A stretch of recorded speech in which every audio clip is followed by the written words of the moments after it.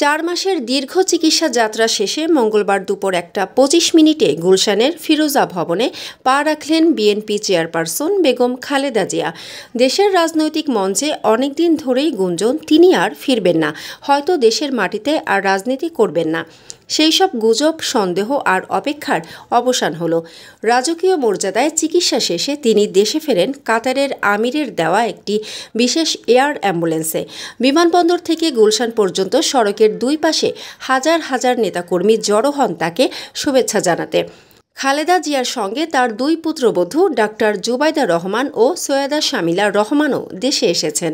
2008 সালের 11 সেপ্টেম্বর দেশত্যাগের পর এবারই প্রথম দেশে ফিরলেন তারেক রহমানের স্ত্রী জুবাইদা রহমান।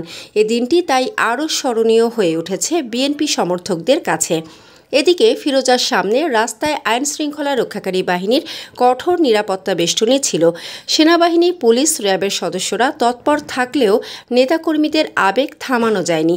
ঢাকা মহানগরীর বিভিন্ন থানা ও ওয়ার্ডসহ দেশের বিভিন্ন এলাকা থেকে হাজারো মানুষ এসে দাঁড়িয়েছিলেন রাস্তার মোড়ে মোড়ে।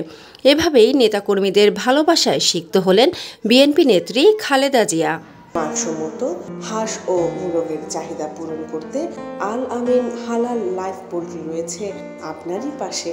আমরা হাঁস, মোরগ, কবুতর, কোয়েল, টার্কি ও খরগোশ পাইকারি মূল্যে বিক্রয় করি।